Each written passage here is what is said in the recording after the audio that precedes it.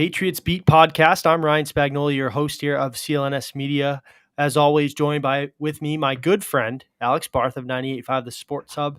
Alex, football. We got football back. It's here. Football! We got a great game tonight. Like, awesome game to kick off the year. It's usually a pretty good game, right? Because it's typically the defending champs. I think they always play on Thursday. The only time I remember they didn't was the NFL 100 year when they had Packers-Bears and the Patriots played the Steelers on Sunday Night Football. So it's usually a pretty good game. Honestly, I'd take Lions versus, Vikings right now. Anything that's real. But AFC's implications right off the bat, right? I mean, it's the Bills division until proven otherwise. I don't think I'm, spilling any secrets there, but well, no, haven't you heard where everybody's talking about the Bills? I mean, they've already won the Super Bowl. This whole season is just a formality. Josh Allen's actually the only individual left in the league that plays quarterback. All the Bills players not only are they the best at their positions, they're actually the best at other positions. Deion Dawkins, better corner than Jalen Ramsey. The Bills just don't put him out there. We should just fast forward to the parade. There's no point in playing this season, Ryan. And I thought last year was bad with the hype, right? Because last year was the first year you started to hear a little bit about this team, and not a little bit about them, but Allen obviously had the really good COVID year, and they won the division for the first time. And last year was the first time we really heard about these guys. Hey, Super Bowl contenders. But this year, I mean, I've never seen a team that loses in the divisional round repeatedly every year and just gets Super Bowl. Like they're comparing them, right? They're getting as much hype as the Patriots in Dynasty 1 and 2. Like, it's ridiculous. They went 11-6 last year. Patriots were 10-7, right? Or did they go? They could have lost the division if they lost to the Jets and the Patriots beat the Dolphins. You are not AFC East champions. Like, think of that. The Patriots, with all the problems they had last year, one game better than the Patriots. I know, yeah, and like I said, with all the problems they had down the stretch, they were one game away from winning the division, right? I mean, obviously you needed a miracle, the Jets going into Buffalo and winning, but they were playing meaningful football. They did not have that game wrapped up until 4:00 on week 18. So they're talking like this team, like it's the Chiefs are deserving of this much hype, right? Like a team that's consistently been to the AFC title game. I don't know, a team that just won the Super Bowl and returned the majority of its roster. Right. I mean, but they're getting hype, but not everybody's. It's the Bills and everybody else. It's not. Right. It's not the Bills and everybody else. It's the Bills, the Rams, the Chiefs, the Bengals, the Bucks, the Packers, and then I probably missed one or two, and then everybody else. Like, it's it's ridiculous. Maybe you put Baltimore in there for that top tier. I mean, if Lamar's healthy, I would. They're kind of like their own. Baltimore's its own thing. But anyways, some news here at the bottom of the hour. About half hour ago, Patriots signed Marcus Cannon, old friend Marcus Cannon, to their practice squad. You talk about the tackle depth, and all I got to say is great camp from Yodny Kajust, however we pronounce it on this show. It looks like you might have your swing tackle. Who knows? I wouldn't even necessarily call him a swing tackle because I don't think he's seen really any reps at left tackle really in the last decade. What it does do, and I'm curious to hear your thoughts. For me, it's a red flag in terms of Isaiah Wynn and his ability to stay healthy, right? Playing on the 5th-year option. His biggest problem since he came into the league has been staying on the field consistently. He's been out pretty much all of camp. Been on the injury report all week with a back. That can mean multiple things, right? I mean, you don't have a back, you can't do anything. Everybody knows that. Right. Practice squad, I don't know the rules. You'd probably can brush me up on those. I believe he can technically play Sunday if they needed him to. Push comes to shove. He could play Sunday. I don't know about this week. I'm with you on. We were waiting to hear with Wynn. We didn't know what the injury was. He missed a week and a half at camp. He then missed practice last week. We didn't know. Back, like you said, always concerning, especially at that position. So to have more depth there, you mentioned Kajust, who had a good camp, and Haran, who's been good in the past.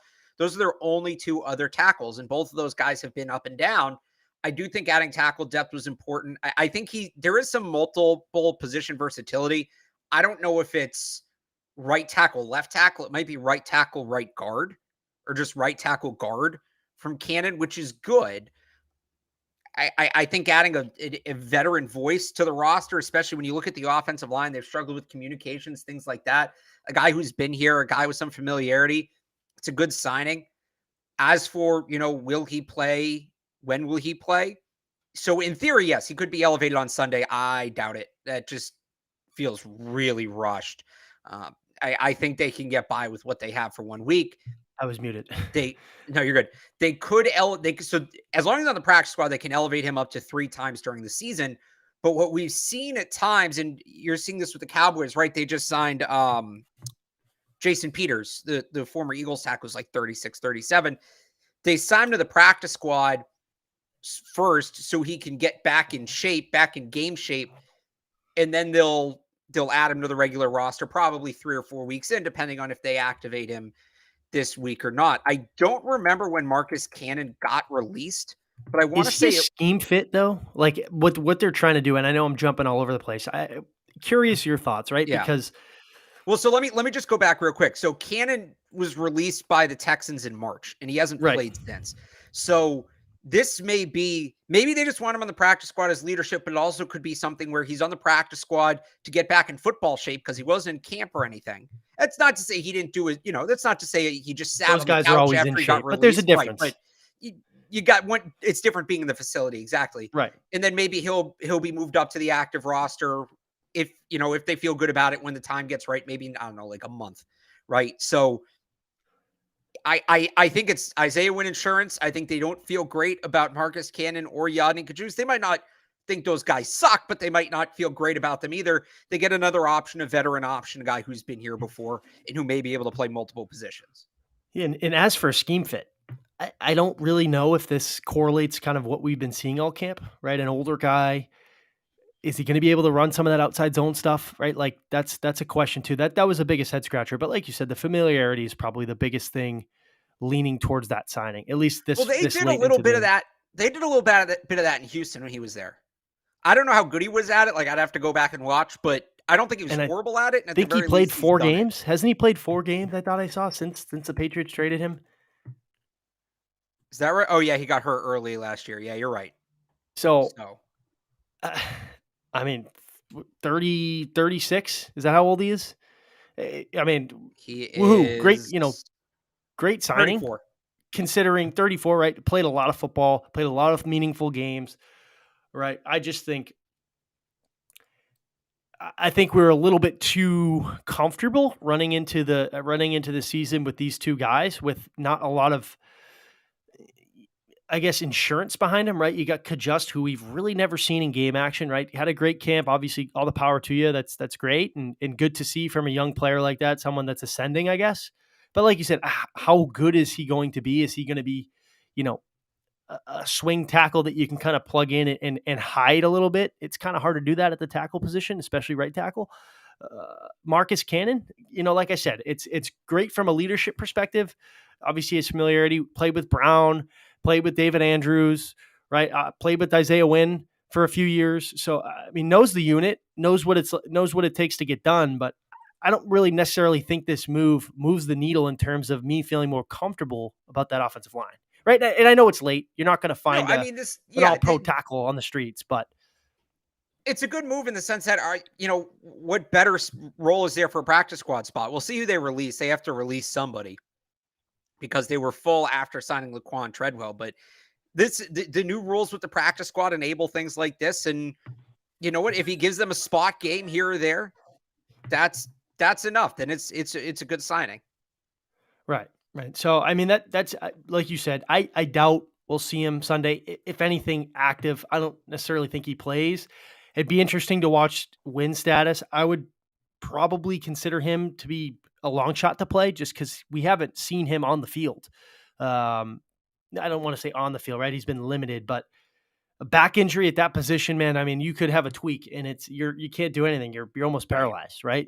That's just what it is, especially at that position. So interesting to see that position unfold on Sunday. I think Kajust is probably your spot starter. Maybe they push on Wenu out and give Ferentz a start at guard. There's a bunch of different combinations they can go with, but let's jump into the game, Alex.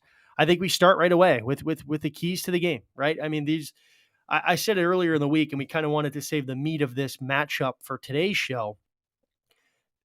I think when you look around at the roster, right, it's no secret the Dolphins have a better roster than the Patriots right now, right? On paper, football games aren't won on paper, but I think the biggest advantage the Patriots have, if there's any in this game, it's in the trenches. That front seven versus that below average, right? The Patriots have offensive line problems, but I think the Dolphins have just as much, right? You got Austin Jackson, their right tackle, who's been, he's been on the field, but I would consider him more of a bust for a first round pick. Obviously, he hasn't lived up to the hype. Uh, the center, the chat always helps me out. Came over from Dallas in the offseason. He's their center, led the league in penalties as an interior lineman. So I think that's a spot where they can really win the game, right? But do you have the corners on the outside to be able to be sticky enough where even if Tua is getting the ball out quick, all he's got to do is get the ball in Tyreek Hill or Jalen Waddle's hands, and it could be a long night for you. I mean, I think this is a big week for Jonathan Jones, right? Taylor Kyles had that great thread on Twitter about how Jonathan Jones has kind of locked up Tyreek Hill in the past. They're going to need that. And you just sort of said it, whether it's Hill, whether it's Jalen Waddle, whichever their receivers it is, they need to do a better job in that quick slant stuff, that RPO stuff that killed them last year. I don't think, you talk about the offensive line. This is a huge part of that Shanahan offense that McDaniel is going to run in, especially when Tua is your quarterback, right? They are going to get the ball off so fast. The pass rush will not matter. So there's, kind of combating that is twofold. And this goes into complementary football that Bill Belichick likes to talk about. One, you got to win at the line of scrimmage in terms of the corners, right? Get up on them, press them, throw off that timing, hit them when you can. You can't give Hill, and I know, I'm not saying come out and press Tyreek Hill on every snap. No, but just don't allow them clean releases. You can't allow their receivers clean releases. And then on top of that, you got to stay in the game offensively. You can't have one of these slow starts. You've got to force them, and offensively, you got to stay ahead of it. And then I'd say defensively too, you got to keep behind the chains. You can't give them 2nd and 5. 2nd and 5 is going to be their most dangerous down. You need to keep them behind the chains to the point where they have to do some more true drop back passing. There was a piece from, I think it was Steven Ruiz, talking about the outlook for each quarterback, right? And the Dolphins saying they want to take away some of that. They want Tua to do less. That traditional, 3-step, make the read, get the ball out. You got to put him in those situations where it's 2nd and long, 3rd and long, and they have no other option but to go to that. And I think too, like you said, it's limiting their playmakers, right? Easier said than done. Right. The run game, right? And you mentioned staying in the game. I think that's never really been an issue with them down there, right? It's kind of just a slop fest every time, right? From just the memories I have, at least for the last few years down in Miami, they're always in the game. They're hanging around, and then it's sloppy turnover turns into points, and it's never really a blowout, right? But you don't want to get in a slop fest, and I know that's hard to say week one, especially with a team that still looks like they're working the kinks out. Right. But offensively, take care of the football. Try to control the game, right? I think that's the biggest thing, especially early on when you're. I want to say it. They're lacking. It seems like lacking confidence in their offense, right? Especially up front. It's limit. It's easier said than done, like I keep saying, but right. At least from an offensive perspective, just take care of the football. Just try to stay in this game. They're a better team on paper, but I feel like. If you can hang around for as long as you can, anything can happen late in the game, right? I'm babbling here. I sound like I'm doing a post-game interview, but it's going to be ugly. These divisional games, especially down there, you know exactly how it is. They'll come out, they'll go down 7, they'll kick, 7-3, 13-3, they'll get points before the half, and you're just constantly clawing back every time you're in Miami. I think if you can limit that, a fast start would be awesome to see, especially from an offensive standpoint. But yeah, I guess overall my keys, just win the trenches, right? Just get to Tua. Like you said, limit those, keep them off the chains, right? The 2nd and 5s, right. The 3rd and 3s, that's going to kill you. I just don't think getting to Tua, Miami is going to do things where they don't allow you to do that beyond the offensive line if you allow them to play your game, right? They're going to be getting the ball out in a second and a half. And then it doesn't. I don't care if you have and 3 say what you want about Donalds, him as a you're not quarterback getting there that quick and a passer, and not to cut you off, but that's something he does well, I think, and it's killed them the last few years, right? The RPOs. Say what you want about his abilities. I think he's super limited, especially down the field. But if there's one thing Tua does well, he gets the ball out quick and he gets it out on time. right? What's Mike McDaniel, the most catchable ball he's ever seen? Is that what he Right. said? Whatever that means. But yeah, I mean, that's it for me for keys, right? It's easier said than obviously basing it off nothing too. You can't talk about last week what they need to improve on.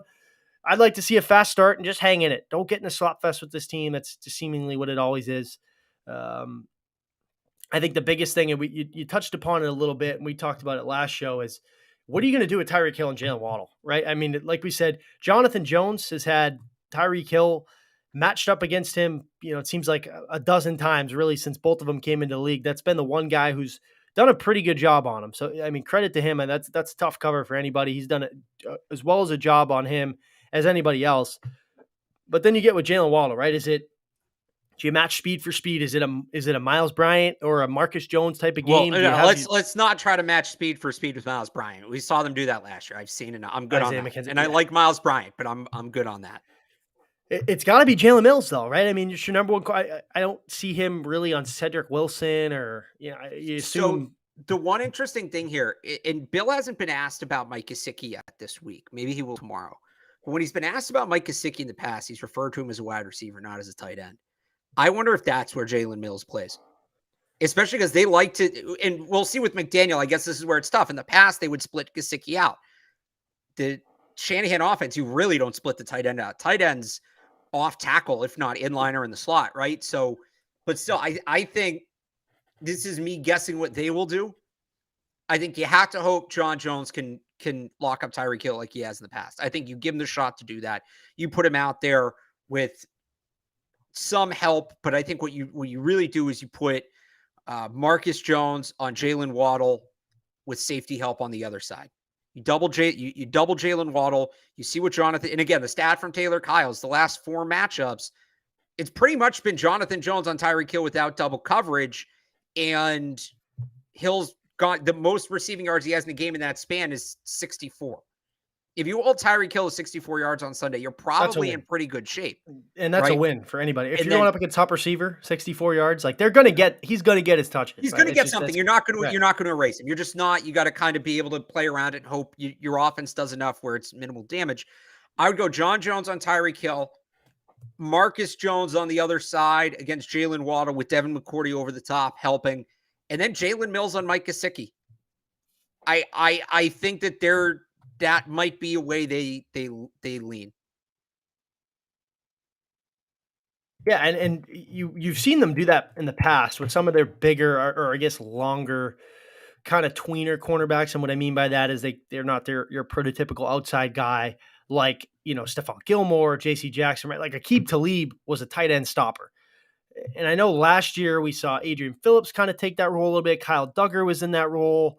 Could it be Jabril Pepper, someone like that? Right? Like we have nothing really to base it off, especially with the new pieces on the secondary and this new look. But I like that with Mills on him, right? But then you get into who's that fourth corner, right? If you're going to designate Mills to Gesicki, right? There's somebody else over there that's got to, contain Cedric Wilson and guys like that. Is it a Jack Jones type of game, right? Or does Terrence Mitchell get the bump up and maybe see a little bit more playing time for somebody like that, right? There's a bunch of different ways they can go. But I think the other thing too, in terms of a matchup, I wonder too, Teron Armstead's battled some injuries, but when he's been on the field, has been pretty solid. That's their left tackle. Austin Jackson, who I mentioned in the beginning of the show, has struggled right at the NFL level. I wonder too if you you put Judon on the right side with a matchup versus that he should win more times than not on that right side of the line. And then maybe you stick, Dietrich Wise or Josh Uche if you want a little bit more speed off the edge, just to kind of man that matchup with Armstead and try to really win on the right side. I'm curious to see. I mean, they're not a prototypical, like we saw Judon line up on the left tackle a lot last year, but they will move him around. Yeah, he's just too aggressive on the strong side, especially against a team that's going to do some of this RPO stuff.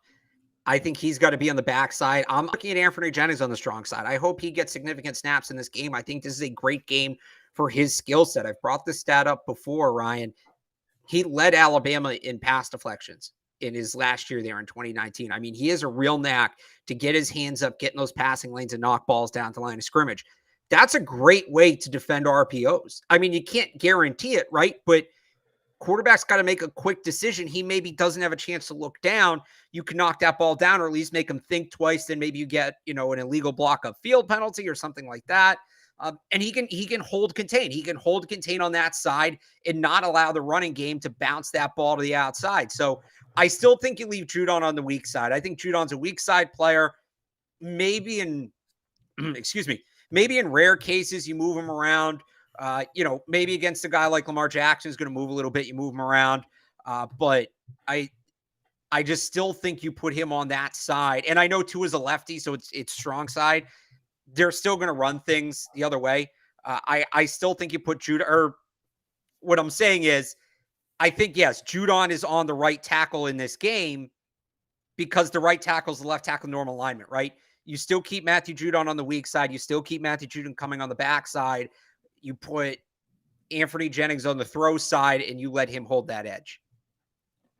Yeah, I mean, it makes sense. And I think, too, kind of flipping it over to the other side, tough test for this offensive line week one. I mean, they get some good players on that front seven, right? You got Christian Wilkins, who's been a good player since he came in the league. Melvin Ingram, obviously a little bit older, but a lot of experience. Jalen Phillips, somebody I really liked coming out of Miami. He had a monster rookie season. Emmanuel Ogbah, Raekwon Davis, right? They got some players in the interior that can cause some havoc, right? And it's never as bad as the Dolphins have been. I feel like they've always had a pretty solid, above average front seven, right? And with your offensive line problem so far, like this is a big test for them. Like it's not a top 5 unit, but it's a above average unit and somebody that's a good measuring stick for, I guess, how far you've came since the troubles when we last saw them.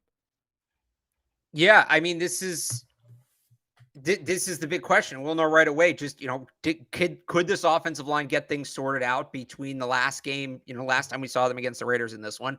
Max said yesterday he felt like they were very close on tape, but they ran the ball pretty well in those games last year. They had, 4.5 yards per carry between those two games. Mac was pressured on 31% of his dropbacks against the Dolphins last year in those two games. That's too much. So this is already a defensive front that has handled that has given the Patriots problems, and now they're going up against an offensive line that, and maybe it works the other way. We'll see. Where you have 4 new starters from last year's games, 4 starters in new positions. Wynn and Brown obviously switching sides from last year. Michael Onwenu actually started at left guard in the opener last year, and then he didn't start that second game. So they got to protect Mac Jones better than they did last year in this matchup. If they can run the ball as well as they did last time, that's good. But they need to do a better job protecting Mac Jones. I mean, and that goes without saying, but I guess too, it's, I actually meant to ask you this, kind of off track. They're down or not even in Miami, and it's a big, right. I listen to the flagship, your station 985, pretty much all day. They've been ragging on. I'm curious your thoughts on this because we've never really seen this. We did touch upon it a little bit, but I actually didn't know the extent of where they were staying. And it's not even a football field. They rolled out goalposts, the H ones, right? Like the ones you see on your middle school field that you're out there playing at recess. I'm getting off topic. We can get back into the game after, but I never got your thoughts on it. It seems crazy to me. Not really. I mean, it's more about the conditions. Yeah, the fields are well maintained. I mean, they're taking a bus 20 minutes to practice and getting your equipment out like it's high schoolish, Barth. Come on. They're Bermuda grass fields, the same thing that's in Miami. I don't know. I don't think it'll hurt them going down early. I don't necessarily think it will help them. I don't think it maybe has the effect that some people are projecting it to. But I don't think it hurts them either. I think it just, I don't know, it's a decision they made. If they win, it'll be called brilliant. If they lose, people will blame that decision. I think you're looking way too much into it. It's, they've done things like this before. When they go out west, for the back-to-back games, they stay out west. They stayed in LA last year. They've done it in Denver before, and they usually use Division I college facilities, UCLA, the Air Force Academy. But I don't know. I have minimal I know thoughts. People in the area who are familiar. I know people in the area who are familiar with the university and the facilities, and they said they're good facilities, especially for D2. So, it's not like they're out there without playing on a dirt. Well, they still have lacrosse and soccer teams. They still maintain the field. The comment that it was it was the best option they had. Like, it's Florida. Come on. Like, you get a football field, it's like a golf course every mile. I guess who wants to take it on at this time of year? But it's an NFL team. It's the Patriots calling. We can get down this road the whole time. I was like kind of shocked, right? Like you said, UCLA, Air Force, like one of those. It's like, okay, but I don't know. Anyways, I got off track there. I apologize, but I did want to get your thoughts on that, at least on the air, especially since I've been listening a Yeah. lot to your colleagues Correct. bash the decision and talk about the goalposts and everything. It's good content. I like it. But anyways, from Mac Jones' perspective, you know, I'm curious too what this game does for him moving forward, right? Because I don't want to say he sounds robotic, but he's very Patriot-esque in the terms of how he handles his press conferences, how he goes about his business. Obviously named a team captain yesterday. That's a huge honor for him. Someone like that we've heard for months.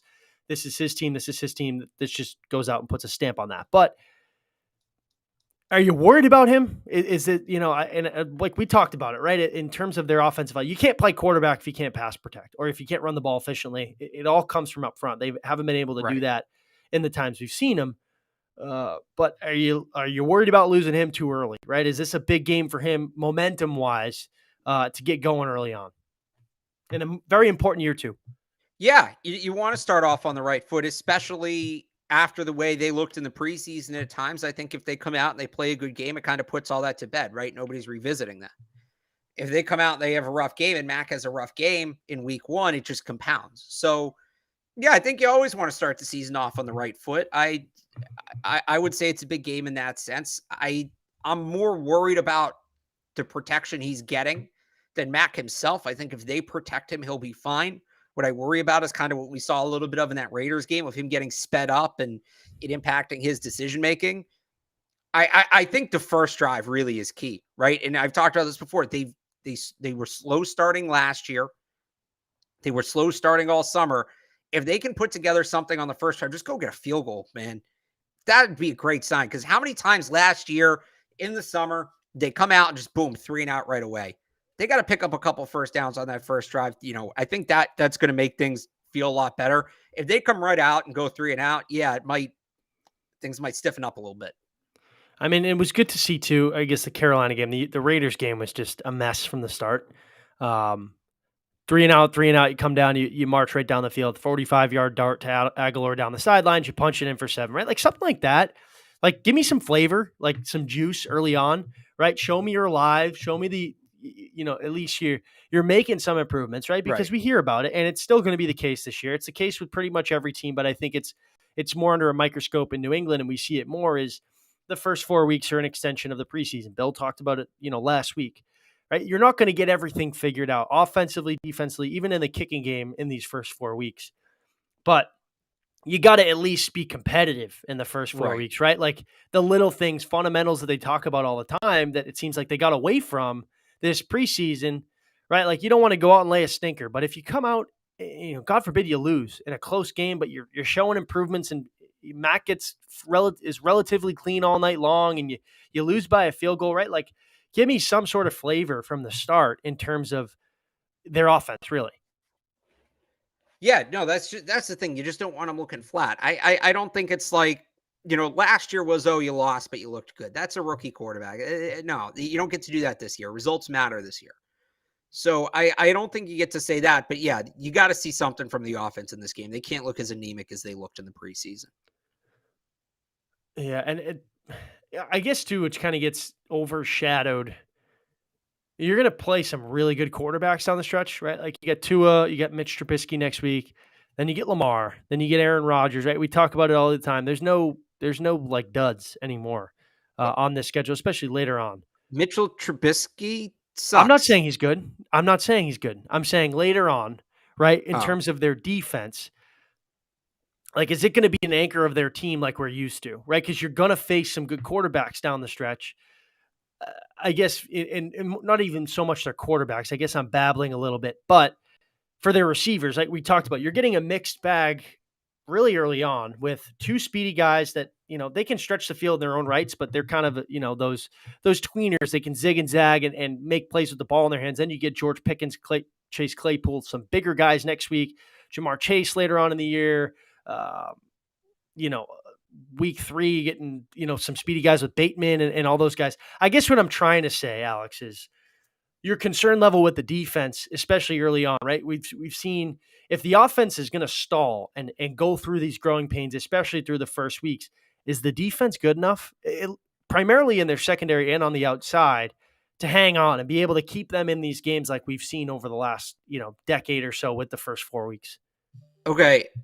Yeah, I mean, I don't know that I don't think they can hang on the secondary. Like, they can't hang on the secondary like they have in past years and succeed, but that's just, the nature of the changing roster. I've said this before. The last couple of years, the Patriots defense was basically predicated on, yeah, we don't have the best pass rush, but we have corners that can cover an extra 1, 2, maybe even 3 seconds out in the patterns and give that pass rush more time to impact the game. That, when they had Gilmore and Jackson, like that, even going back to Malcolm Butler, that was kind of how the defense was set up. And that's the way some defenses are built. You're not necessarily going to have studs at all 3 levels. I think this year that mentality changes to, yeah, we don't have maybe the best secondary, but our pass rush is going to get there in 2.5 or 3 seconds instead of 3 or 4 seconds.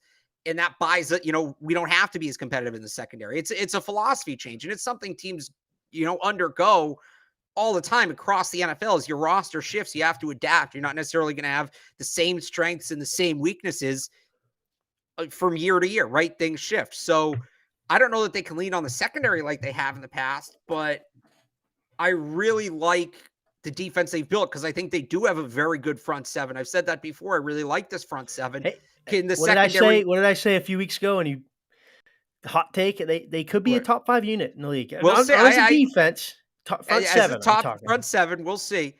I like their front seven. Can the secondary now? The secondary has to do enough. That's not to say the secondary can't just not show up, right? And to me, that comes down to the rookies, Jack Jones, Marcus Jones.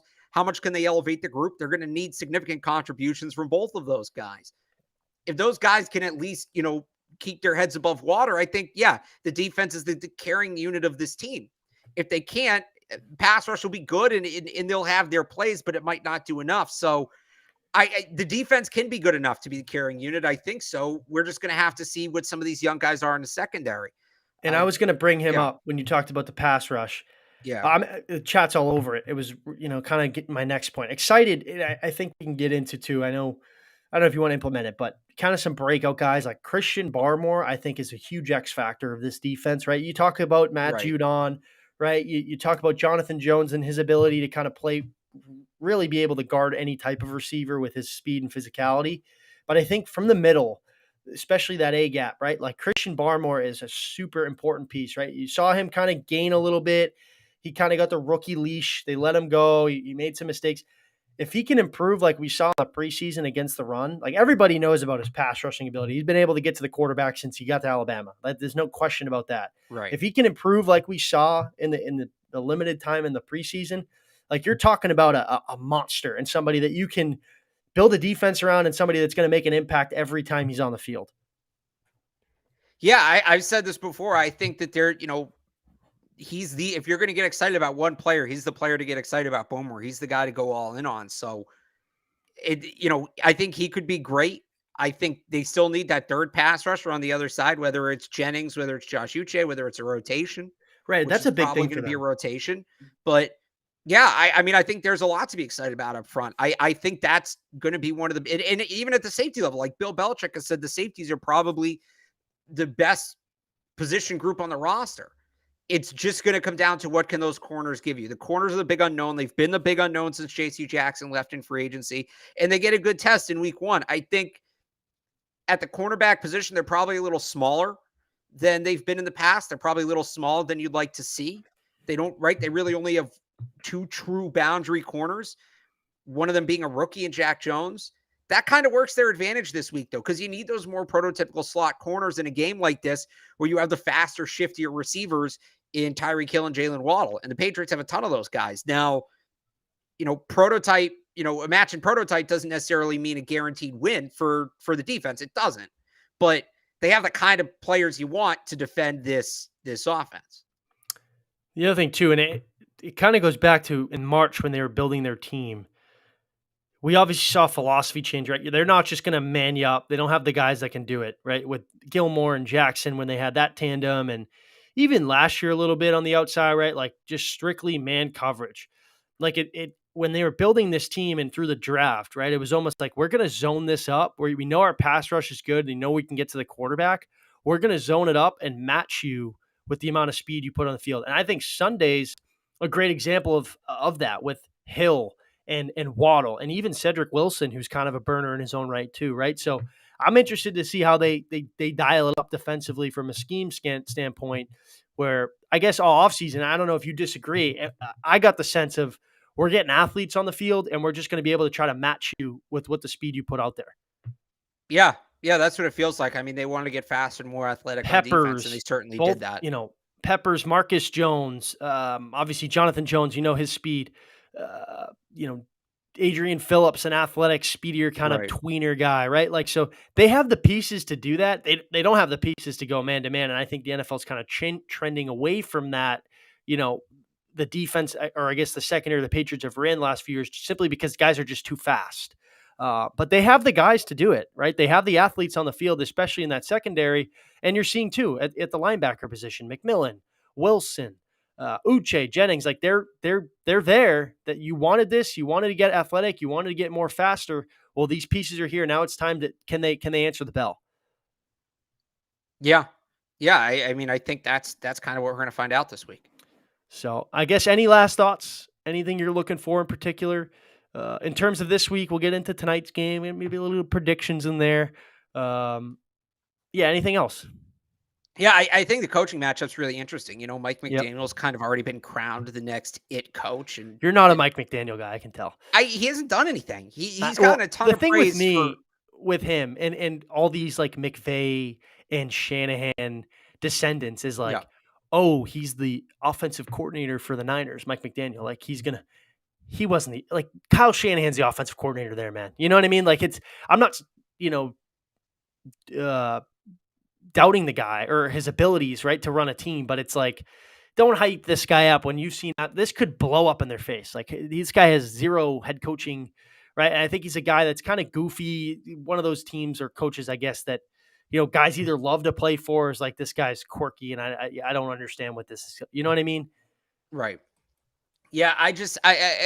He hasn't done a ton. There's a lot of guys that are good coordinators, but not necessarily, they don't pan out. They don't become great coaches. A lot of guys from that tree specifically. There's been a couple times, it's been little things where McDaniel's looked a little, in over his head this summer. What's more fascinating about it to me, though, is, the Dolphins have won 4 of the last 5 against the Patriots. And everybody talks about how the Patriots can't beat this Dolphins team and they have their number. And why is that? Well, Brian Flores was the head coach in Miami. As this series shifted and the Dolphins started really running it up on the Patriots, it coincided with Brian Flores getting to Miami. I think Brian Flores is a great coach. I don't think Miami should have fired him. And I know that there's potentially other reasons there. And whatever the reason, it was wrong that Miami let him go. It was a bad football decision. It was potentially just a bad personal decision as well. But I think he was a good coach, and he knew how to beat the Patriots. That team that came in and beat the Patriots at the end of the 2019 season was not a good football team. The Patriots were the significantly better team, and he came in and beat them. So we're going to learn a lot about Mike McDaniel and a little bit about Brian Flores on Sunday because, well, just how much of Miami's dominance over the Patriots recently was due to Flores. I think it's more than people necessarily give him credit for, and we'll see if McDaniel can match that level of success right away. It's a good first test for him too. I know people think the Dolphins are going to run away with this game and Mike McDaniel is going to win Coach of the Year. I don't know about that, and it's just going to be interesting to see what the Dolphins look like without that intricate knowledge of how the Patriots operate, like they had with Brian Flores. Yeah, I mean, all the respect to him. With that roster, you said that came in and blew up a first-round bye rate. The Patriots faced that was a terrible football team, and I think they won 5 of 7 down the stretch, right? Then they start 0-10 and finished 4-12 or 5-11. I think it was 5-11. Like, he did a fantastic job. But yeah, that's an interesting one too from a coaching standpoint. I know Boyer's still there. He was a Flores guy. He was in New England. But like I said, with kind of the Shanahan descendants, like Brian Flores was the D coordinator there, right? Can Right. can Boyer do it on his own? They have the pieces. Like, that defense is no joke. It's going to be a tough game. It's tough. It's going to be tough to get yardage and points on the board from an offensive standpoint, not because of your problems, but because they have some players over there. So I'm interested to see. Like I said yesterday or Tuesday, it'll be your typical Pats Miami game down there, in my opinion, right? It'll just be close and back and forth and kind of a slop fest, which I said you don't want to get into, but it just seemingly always happens down there. I personally think that just, I told you I was really optimistic on Tuesday. I kind of came a little bit back down to earth. I don't know how I feel about this game. It's week one. It's a good measuring stick versus a team that I think down the stretch you'll be battling for. And like you say, you don't want to call it a must-win game week one, but when it's a divisional opponent and somebody that you're kind of neck and neck with that I think will be fighting for a playoff spot down the stretch, these are ones you're going to look back on it in a few months and go, damn, I wish we had that one if you didn't get it. So that's where it comes into that must-win, very important game. Yeah. Yeah. I mean, you look at it last year, right? That fumble late in the game, and we were revisiting that late in the year. How different do things look at the end of the year if they just, hold on to that ball there? So, yeah, any divisional game is a big game. Any divisional game, there's a chance you're looking at the end of the year and saying, what if it went differently? Any thoughts about the game tonight? You gonna watch? You excited for it? I hope it's 9-6 final. I think the over/under is like 54 Yeah, or I hope something it's like crazy. 9-6. We need to pour some water on this whole thing. Or just the Bills just get humbled right off the bat. Like, Or I the don't think Bills you're just get rolled. Yeah. I mean, I'll always take that.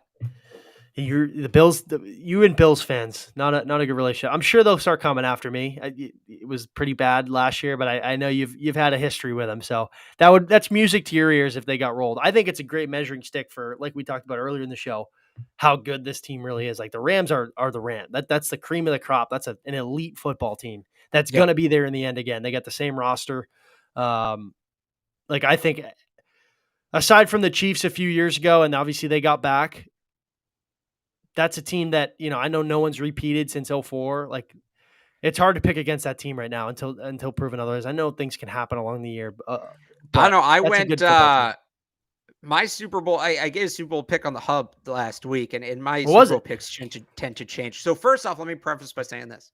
My Super Bowl pick last year on this show was Packers Titans. Now, both of those teams did choke in the playoffs, but who were the one seeds in each conference last year? The Late in the year. Packers and the Titans. They were the one seeds last year. Those were the two buys last year. So, all right, my NFC pick, right? Brady, new team, title. Stafford, new team, title. Wilson, Russell Wilson. I've loved the roster the Broncos have had. Losing Tim Patrick does hurt, but they've got some really good receivers over there. Their defense was a top 5 defense in football last year. People forget that. Good players, man. They were just missing the quarterback, like Tampa. They're going to be battle tested coming through the AFC West. I don't even know that they win the division, but I like them coming out of the AFC. The Broncos upsetting Buffalo, upsetting the Chiefs, all of them. And man, Aaron Rodgers is going to complete one of these FU tours eventually. He's so mad at the world. Eventually, like, it's me picking the Packers in the Super. I think this is the third or fourth year I picked the Packers to go to the Super Bowl. Me picking the Packers to go to the Super Bowl is the way people predict Brady falling off the cliff. If you say it enough times, eventually you're going to be right, and your batting average may suck, but hey, you get to say you were right in the end. So I'm going Broncos over Packers. I didn't actually pick which way it was going. I'm just going Broncos Packers Super Bowl, real 90s vibe Super Bowl. I like the Packers too out of the NFC simply because I think this is the best defense they've had since their last title. Right? Everybody talks about the loss of Devontae Adams, obviously huge. A lot of young playmakers. I think a guy like Alan Lazard is a really underrated receiver, somebody that can elevate his game to being a one there. I don't want to get too far off, but it is the season preview. Season kicks off tonight. I'd like to talk a little bit about the league. I like the Packers out of there. And I know it's another team that's missing their top guy, but if anybody can kind of make it work, I like what the Chiefs did in the offseason. I think that Juju Smith-Schuster spot is a very interesting one. I think that can really work. I mean, say what you want about the off-the-field stuff. And I was going to say, Marquez Valdes-Scantling, somebody that could stretch the field for them. I mean, that's a speedster if he can stay healthy. Really like Sky Moore coming out of Western Michigan in a certain scheme fit. I think that fits perfectly for him. Obviously, their defense has been kind of their Achilles heel over the last few years, getting timely stops. So I like the Chiefs and Packers. It's like the Mahomes at the State Farm. That like you said, you got to be right. Mahomes and Rodgers got to meet at least once, right? It was like, what was it? Brady and Rodgers, they had to meet in a Super Bowl. Everybody, Packers, We Patriots, and never got obviously they're in the that. No, same. it's the one I really wanted was Brady Breeze, Breeze, which we Breeze, got yeah, in that playoff game when he was in Tampa, but Breeze wasn't Breeze at that point. I mean, he was cooked. right. So, no, No, it's one of a those. Mahomes Rodgers Super Bowl would be a ton of fun. I would Oh actually yeah, really there's enjoy that. so much talent. I mean, Have they those. I mean, played in the regular season yet? They must have. yeah, they did 2 years. I think the COVID year they played, if I'm not wrong. I think the Packers won. So they last played. They played in 19. So it was 19. Which It was a Sunday night the game. Packers won, and then they played last year, which the Chiefs won. But I don't think Rodgers played in that game Rodgers was last out. year. He had that was the COVID. Jordan Love played that week. Yeah, it was a 13-7 game. All right, so they met Yeah. once. They met in 2019. All right. But it So would be I cool. like that Would one. be a very cool Super Bowl. And like I just said, I know I'm kind of contradicting myself with the Rams. Like that Matthew Stafford elbow thing is a little queasy to me, right? You got to stay healthy. I think it's a Well, I really think good that's roster, but it's an similar aging to roster. Some team that's played a lot of football over the last few years, similar to like the Bucks and the Chiefs. Like you're going to cool off. I think they have no problem get back to the NFC title game because it's very top heavy. I don't like Tampa with that offensive line. I know Tom Brady's probably still going to win at an exceptionally high level. Everybody knows that, but right. I don't think they got the line to be able to hold up. Like that last title one. I mean, that was like his last few rings, right? That offensive line just put on a clinic down the stretch. Yeah. And getting David Bakhtiari back for the Packers, I like that. Packers Chiefs, Packers Broncos, same division. We'll see. We'll see what happens later on in the year. I think tonight will be fun though. It's a great matchup. I feel pretty good about Packers versus whoever comes out of the AFC West. I was tempted to go Raiders. I need to see it, Get out of here with for that. real with Josh McDaniels. Dude, You're that sticking roster, with that. Are you kidding me? That You're roster's sticking with so that. talented. Yeah, how about the quarterback? Sticking with what? Come on. No, I'm going back to the Brady on the shot when he talking about everybody thinks he's talking about the Raiders, which I 100% think he was. No, he's talking about the Overrated. Niners. He was talking about the Niners. I don't know. Adams and Renfro and Waller's an elite pass catching group. They've got good backs. The offensive line's good. That defensive front is outstanding. Are you kidding me? Max Crosby and Chandler Derek Jones. Carr, till you win a playoff game, I can't take a stock in you. I'm sorry. I know this is the best team he's had, best structure he's had in terms of a coaching staff. They're the fourth best team in that division. I'm going with my real Super Bowl pick is whoever comes out of the AFC West against the Packers. I'm completely changing mine because I completely forgot that I spent the last 3 weeks to everybody that's around hyping up the Chargers. I'm going to go the Chargers out of the AFC. Oh, that's the one team in the AFC West I don't like. Coach sucks. Oh, Justin Herbert's an MVP candidate. I like what they did on defense, similar to, they basically and they'll get really close, and Herbert will play really well, and they'll get really close, and the coach will stick his nose in his spreadsheet and do something stupid. I think he learned last year. That was he clearly didn't. He clearly didn't because they blew that game against the Chiefs on the Thursday night when they went for it on fourth down 8 times and were 0 for 8. You'd think he'd learn his lesson then. Maybe straight up costing his team a playoff spot will do it. Again, he individually cost that team a spot in the playoffs. What I'm saying. I don't know how he comes back and faces the locker room. They don't learn. The math types, they don't learn. They are so indebted to that crap. I really like I love Herbert. I love the Chargers roster. I don't trust the coach. We'll see. I think we can agree an AFC West team versus the Packers. I wouldn't be surprised if I feel good about that. Even the I guess the bashing of the Raiders. I've said, like I said, that's an elite roster. Put it this way, I wouldn't be surprised if any of those teams at the AFC West came out of the AFC, right? Because you said battle tested, they got to go play each other 6 times. Have fun betting those games and predicting those winners. But anyways, that'll do it for us. Thanks for tuning in for the game preview here. We'll be back Tuesday, kind of breaking down this game, looking ahead to Pittsburgh. Patriots obviously kick off week 1 Sunday at 1:00 in Miami.